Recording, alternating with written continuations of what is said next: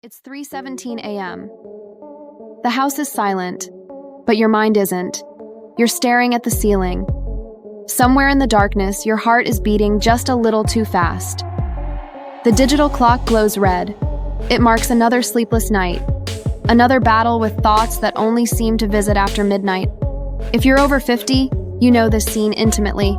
The sudden awakening, the flood of worries. Worries that weren't there when you went to bed. That strange, heavy feeling that something is wrong, even though nothing has changed since you closed your eyes. You turn over, trying to find comfort. But comfort feels elusive now. Your mind drifts to your health, to your children who've moved away, to decisions you made decades ago that somehow feel urgent in the darkness. This isn't insomnia. This isn't anxiety disorder. This is something deeper, something that happens to nearly every person over 50. It's your soul's darkest hour, and tonight, I want to help you understand why it happens. And more importantly, how to find peace within it. The truth about what happens to your mind and body. After 50 is both simpler and more profound than you might imagine. Your brain isn't broken. Your sleep isn't failing, but something fundamental is shifting, and that shift happens most dramatically in the quiet hours of the night. Let me tell you what's really happening in your body at 3 a.m. Your cortisol, that stress hormone you've heard about, follows a rhythm that changes as you age. When you were younger, cortisol stayed low throughout the night, allowing your mind to rest deeply. But after 50, this pattern begins to shift. Cortisol starts to spike earlier, sometimes as early as 2 or 3 a.m., flooding your system with a chemical signal that something needs your attention. Your body doesn't know. The difference between a saber-toothed tiger and a worry about your retirement savings. All it knows is danger. So your mind becomes hyper-alert, scanning for threats, even when you're lying safely in your own bed. At the same time, your melatonin production, that gentle hormone that once carried you smoothly through the night, begins to decline. Where you once had 8 hours of steady, deep sleep, you now have what sleep researchers call a more fragmented pattern. You wake more easily. You sleep more lightly, and you spend more time in that liminal space between sleeping and waking, where thoughts take on an intensity they never have during the day.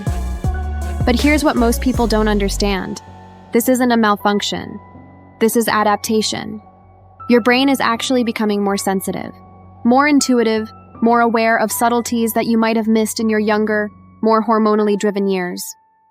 The trade-off is that this sensitivity extends to the nighttime hours, when your mind processes the emotional weight of everything you've accumulated over 5, 6, or 7 decades of living. Think about what's happened in your life since you turned 50. Maybe you've retired, and with retirement came the strange disorientation of not knowing who you are when you're not defined by your job. Maybe your children have grown up and moved away, leaving you with a quiet house that echoes differently than it used to. Maybe you've lost friends, parents, people who were part of the fabric of your identity. Maybe you've faced health scares that reminded you, perhaps for the first time, that your body is not invincible. Maybe you look in the mirror and see changes that surprise you, or feel aches that weren't there before. All of this. Every transition, every loss, every reminder of time passing gets processed by your brain. And your brain, in its wisdom, often chooses the quiet hours of the night to do this important work. But here's where it gets complex. Your brain doesn't just process these changes logically. It processes them emotionally. And emotions at 3 a.m. are different from emotions at 3 p.m. They're magnified. They're more vivid. They carry weight that can feel overwhelming. This is why your nighttime worries often seem disproportionate to your daytime perspective. In the morning, you might think, why was I so anxious about that? But at night, in the biochemical environment of elevated cortisol and diminished melatonin, that same concern feels existential. The loneliness hits harder at night too. If you've lost a spouse, if your children live far away, if your social circles have contracted as they often do in later life, the nighttime hours can feel vast and empty. The bed feels too big, the house feels too quiet, and your mind, in the absence of external stimulation, turns inward to catalog every fear, every regret, every uncertainty. But here's what I want you to understand. Your nighttime mind is not your enemy. It's trying to help you process the magnitude of what it means to be human, to age, to face the reality of time and change and mortality. It's doing sacred work, even when it feels torturous. The key is learning to work with your night mind instead of fighting against it. And that starts with understanding that you're not broken, you're not failing, and you're not alone. What you're experiencing is part of a universal human experience that's been largely invisible because we don't talk about it. So let me share with you 5 powerful strategies, what I call the Night Fear Patrol Stopping Protocol, that can help you reclaim your nights and find peace in the darkness. The first strategy is called cortisol conversation. When you wake at 3 a.m. with your heart racing and your mind spinning, don't fight the cortisol. Instead, acknowledge it. Say quietly to yourself, I notice my stress response is activated right now. My body is trying to protect me, even though I'm safe in my bed.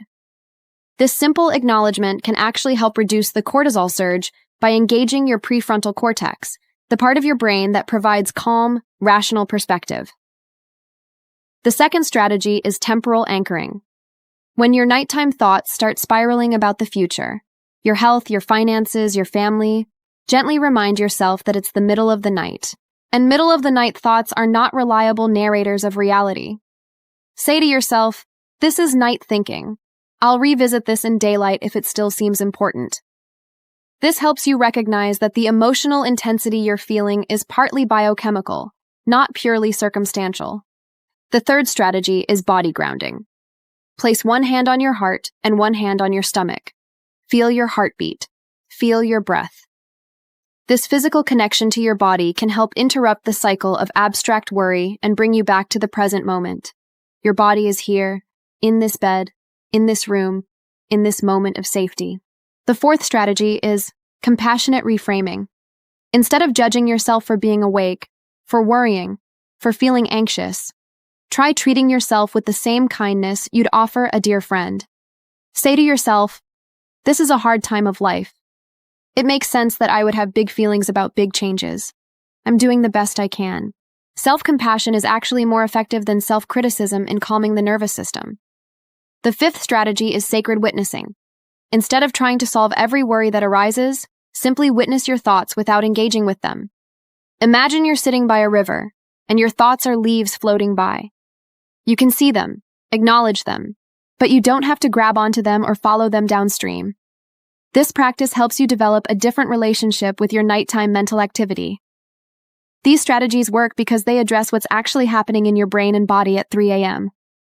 They don't promise to eliminate night waking. That's part of your new sleep architecture. But they can help you move through the waking periods with less distress and more self-compassion. Remember, the goal isn't to sleep like a 20-year-old again. The goal is to learn to work with your changing sleep patterns in a way that honors both your need for rest and your mind's need to process the complexity of this stage of life. Your 3 a.m. awakening isn't a sign that you're failing at sleep. It's a sign that you're human, that you're processing the weight and wonder of having lived long enough to accumulate wisdom, loss, love, and change. Your nighttime mind is doing important work, even when it feels uncomfortable. You are not broken, you are not alone, and you are not powerless in the face of these night hours. You're simply learning to navigate a new phase of being human, one that requires different tools and different understanding than you needed when you were younger. Tonight, when you wake at 3 a.m., try to meet that moment with curiosity instead of frustration. What is your mind trying to process? What does your heart need to feel safe? How can you offer yourself the same tenderness you'd give to anyone facing the beautiful, difficult work of aging with awareness and grace? Your soul's darkest hour is also its most honest hour. And in that honesty, there's a kind of peace that's deeper than sleep itself.